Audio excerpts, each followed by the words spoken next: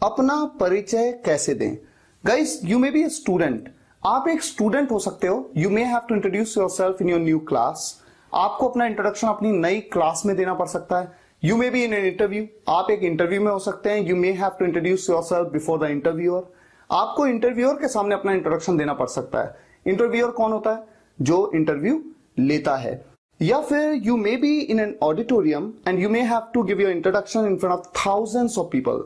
आप एक ऑडिटोरियम में हो सकते हो और आपको हजारों लोगों के सामने अपना इंट्रोडक्शन देना पड़ सकता है। Irrespective of where you are, the way you introduce yourself decides what perception people are gonna have about you. जिस तरह से आप इंट्रोडक्शन देते हो ना, ये डिसाइड करता है कि लोगों के मन में, लोगों के ब्रेन में आपका क्या परसेप्शन होने वाला है। आपने एक कहावत सुनी होगी, well begun is half done. अच्छी शुरुआत का मतलब है आधा काम हो गया। ठीक इसी तरह से इंट्रोडक्शन बहुत ही इंपॉर्टेंट रोल प्ले करता है। आज जो स्टेप्स मैं आपको यहां पर बताऊंगा, इन स्टेप्स को अगर आप फॉलो करेंगे तो चाहे आप आज इंटरव्यू देने जा रहे हो या 1 महीने के बाद या 1 साल के बाद, आप कभी भी इंटरव्यू दें, इन स्टेप्स को फॉलो करिएगा। मैं गारंटी से कह सकता हूं, कम से कम इंट्रोडक्शन का तो एक बहुत ही अच्छा इंप्रेशन आप बनाएंगे। तो आइए शुरुआत करते हैं। हमारा सबसे पहला स्टेप है ग्रीट करना। ग्रीट का मतलब होता है अभिवादन करना। जब आप किसी से मिलते हैं तो हिंदी में आप क्या कहते हैं? नमस्ते, नमस्कार, प्रणाम। लेकिन इंग्लिश में आप कहते हैं गुड मॉर्निंग, गुड आफ्टरनून या फिर गुड इवनिंग। हमेशा ध्यान रखें, हाय, हेलो, हे, व्हाट्सअप, ये आप कभी भी नहीं कहेंगे, क्योंकि ग्रीट करने का ये इनफॉर्मल तरीका है, अनौपचारिक तरीका। और जब आप किसी इंटरव्यू में होते हैं या अपनी क्लास में इंट्रोडक्शन देते हैं और उस टाइम पे आपको ग्रीट करना है, तो हमेशा आपको होना पड़ेगा फॉर्मल। दोपहर के 12 बजे तक आप कहेंगे गुड मॉर्निंग। दोपहर के 12 बजे से लेकर के शाम के 5 बजे तक आप कहेंगे गुड आफ्टरनून। और शाम के 5 बजे के बाद अगर कभी इंटरव्यू में या कहीं पे भी आपको इंट्रोडक्शन देना है तो आप हमेशा कैसे ग्रीट करेंगे? Good evening. अब आप बताते हैं अपना नाम और उसके बाद आप बताते हैं कि आप किस जगह के रहने वाले हैं। तो देखिए, नाम बताने के लिए जनरली 4 तरीके लोग यूज करते हैं। दिस इज अपना नाम, आई एम अपना नाम, माई सेल्फ अपना नाम, या फिर माई नेम इज और अपना नाम बताते हैं। लेकिन तीसरा तरीका माई सेल्फ के साथ अपना नाम बताना, ये ग्रामेटिकली इनकरेक्ट है। माई सेल्फ एक पजेसिव प्रोनाउन है और पजेसिव प्रोनाउन के तुरंत बाद एक नाउन का यूज इस तरह से नहीं किया जाता। तो आप इन 3 तरीकों से अपना नाम बता सकते हैं। हालांकि आपको मैं जरूर कहूंगा सबसे बेस्ट तरीका है माई नेम इज और जो भी आपका नाम है। My name is Rahul, my name is Aman, my name is Priya, my name is Riya, my name is Shweta, my name is Rashmi, जो भी आपका नाम है, इस तरह से आप नाम बता सकते हैं। और उसके बाद आता है प्लेस। 2 तरीके आपके सामने हैं। आई बिलोंग टू, कहां के आप रहने वाले हैं? मान लीजिए आप रहने वाले हैं देहरादून के, आई बिलोंग टू देहरादून, या फिर आई एम फ्रॉम देहरादून। इन दोनों तरीकों से आप बता सकते हैं कि आप किस जगह के रहने वाले हैं। एक इंपॉर्टेंट पॉइंट और है, मान लीजिए कि इंटरव्यू देहरादून में ही हो रहा है और तब मैं कहना चाहता हूं कि मैं देहरादून का ही हूं। देहरादून का ही, ये जो ही वर्ड आया, ये मैंने क्यों यूज किया? क्योंकि देहरादून में इंटरव्यू हो रहा है, तो मैं कहता हूं मैं देहरादून का ही हूं। अगर देहरादून में इंटरव्यू हो रहा होता और मैं होता दिल्ली का, तो मैं क्या कहता? मैं दिल्ली का हूं। तब मैं ये थोड़ी कहता मैं दिल्ली का ही हूं, नहीं, तब मैं कहता मैं दिल्ली का हूं। यहां पर मैंने कहा मैं देहरादून का ही हूं, यानी देहरादून में इंटरव्यू हो रहा है और मैं देहरादून का ही हूं। ऐसे केस में एक वर्ड आप यूज करते हैं, इटसेल्फ। मान लीजिए आप कोटा के हैं और कोटा में ही इंटरव्यू हो रहा है, तो आप किस तरह से कहेंगे? I belong to Kota itself, या फिर I am from Kota itself. इसका आप यूज करते हैं। That's it. आपने पहले बताया अपना नाम, उसके बाद आपने बताया कि आप कहां के रहने वाले हैं। अगला स्टेप है फैमिली, और उसके बाद आप बताते हैं अपनी क्वालिफिकेशन के बारे में। जब आप बताते हैं अपनी फैमिली के बारे में, तो एक सेंटेंस आप रट सकते हैं। इन माई फैमिली, मेरे परिवार में, अपार्ट फ्रॉम माई पेरेंट्स, मेरे माता पिता के अलावा, आई हैव, कौन कौन है? मान लीजिए आपका एक बड़ा भाई है और एक छोटी बहन है, आप कह सकते हैं I have an elder brother and और एक छोटी बहन, अ यंगर सिस्टर। बस इतनी सी बात। अब मान लीजिए आपका केवल एक भाई है जो बड़ा है आपसे, तो आप कहते हैं I have an elder brother, that's it, बस यहां पर फिनिश हो गया।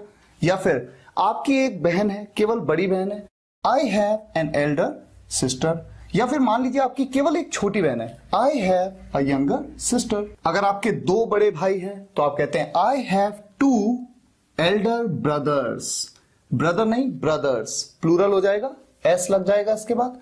या फिर मेरी दो बड़ी बहनें हैं, I have two elder sisters.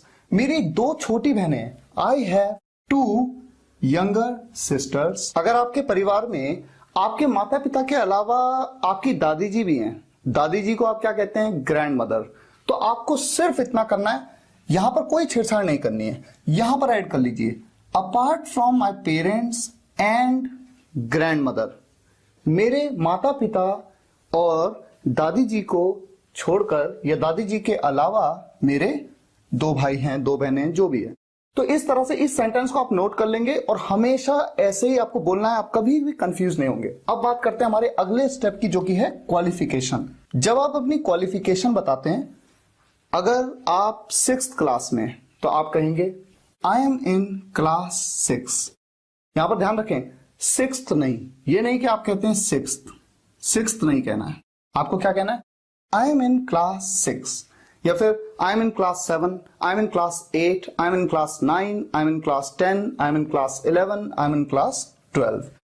Competitive exams में भी अक्सर इस तरह से कंफ्यूज किया जाता है। आपके सामने एक सेंटेंस आता है आई एम इन क्लास और ऑप्शन आ जाता है 6 या 6th, और वहां पर अक्सर आप सोचते हैं 6th क्लास, तो क्लास 6th आप लिख देते हैं, वो गलत है। ये आप हमेशा ध्यान रखें, ग्रामेटिकली इनकरेक्ट है। दूसरे सेंटेंस में आई एम इन, या आप इस तरह से कह सकते हैं I am in 6th standard. यहां पर आप 6th कहते हैं, 6th स्टैंडर्ड नहीं, 6th standard, 7th standard, 8th standard, 9th standard, 10th standard, 11th standard, 12th standard. आप ग्रेजुएशन कर चुके हैं तो आप कहते हैं आई एम अ ग्रेजुएट। आप पोस्ट ग्रेजुएशन कर चुके हैं तो आप कहते हैं I am a post graduate. या फिर एक दूसरा तरीका, मान लीजिए आप इलेक्ट्रॉनिक्स में बीटेक हैं तो आप कहते हैं I am BTech in electronics, I am BTech in computer science, I am BTech in mechanical engineering, I am BTech in electrical engineering. या फिर आई एम पीएचडी, मैं पीएचडी हूं किसमें, in physics. I am PhD in English, I am PhD in mathematics, जिसमें भी आप PhD हैं। और एक इंपॉर्टेंट पॉइंट, जब आप 12th के बाद जब आप किसी हायर एजुकेशन को परसू करते हैं, हायर एजुकेशन को कर रहे होते हैं, उसे परसू करना कहते हैं। तो आप कहते हैं आई एम परसुइंग, मैं कर रहा हूं या मैं कर रही हूं क्या। मान लीजिए आप ग्रेजुएशन कर रहे हैं, आई एम परसुइंग ग्रेजुएशन। या फिर I am pursuing post graduation, I am pursuing BTech, I am pursuing PhD. जो भी आप परसू कर रहे हैं, जो भी आप कर रहे हैं, हायर क्वालिफिकेशन जो आप ले रहे हैं, उसे आप परसू कर रहे हैं। और या फिर एक तरीका और है, आई एम इन, जैसे मान लीजिए आप बीए सेकेंड ईयर में, I am in BA second year, I am in BSc third year या final year, I am in BTech first year, इस तरह से। तो जो भी आपकी क्वालिफिकेशन है या आप परसू कर रहे हैं या आप कर रहे हैं, उसे आपको नोट कर लेना है और इसी तरह से इंट्रोडक्शन में आपको यूज करना है। तो ये बात हुई क्वालिफिकेशन की। अगला स्टेप है एडिशनल क्वालिफिकेशन। ये क्वालिफिकेशन को मैंने शॉर्ट में लिख दिया। या फिर स्किल्स। अगर आपके पास कुछ एडिशनल क्वालिफिकेशन है, एडिशनल का मतलब होता है अतिरिक्त। यहां पर दो सेंटेंसेस मैंने आपके सामने लिखे हैं। पहला सेंटेंस, आई हैव डन, मैं कर चुका हूं क्या, 6 months बेसिक कंप्यूटर कोर्स, 6 महीने का बेसिक कंप्यूटर कोर्स, फ्रॉम मतलब से, कहां से, इंस्टीट्यूट का नाम आप बता सकते हैं, XYZ इंस्टीट्यूट, जो भी इंस्टीट्यूट का नाम हो वो बता दीजिए। इन ईयर, कौन से साल में, इन 2013, इन 2014, इन 2015, जो भी है। ये जो फ्रॉम के बाद इंस्टीट्यूट का नाम है या इन के बाद जो साल है, या बताना चाहें तो बताएं, ना बताना चाहें तो नहीं बताएं, ये आपके ऊपर है।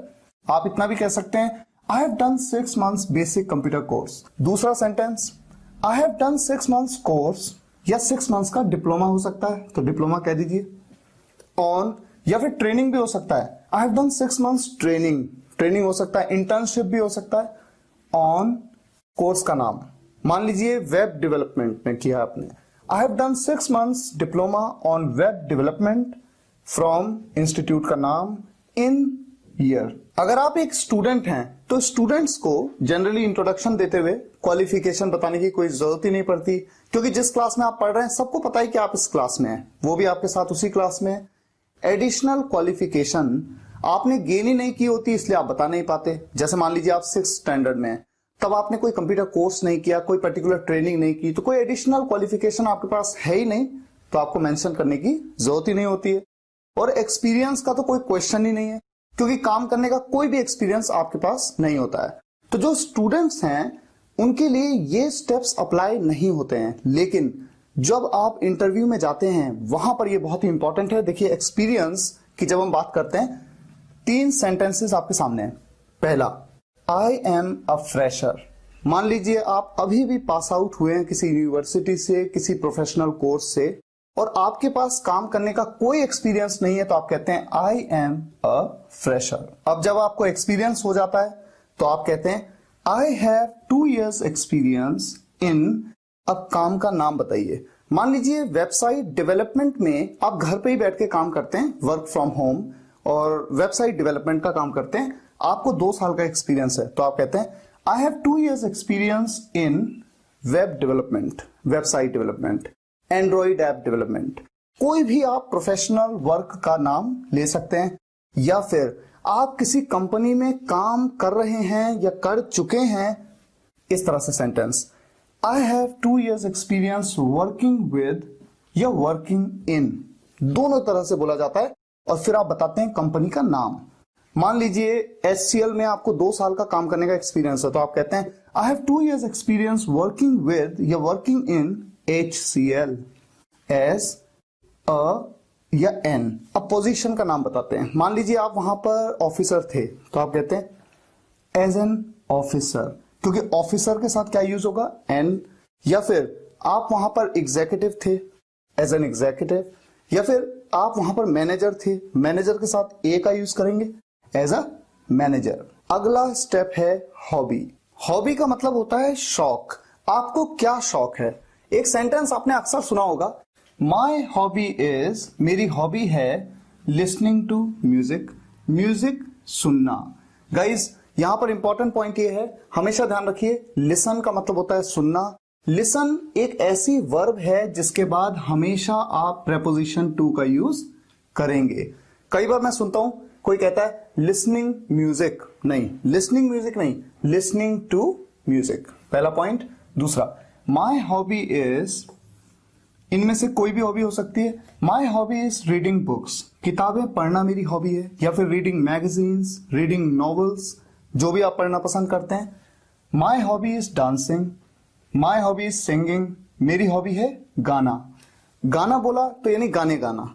और अगर आप पर्टिकुलरली मेंशन करना चाहो कि आपको पुराने गाने गाना पसंद है, तो आप कह सकते हैं my hobby is singing old songs, my hobby is cooking, my hobby is playing cricket, my hobby is playing football, या जो भी गेम आप खेलना पसंद करते हो।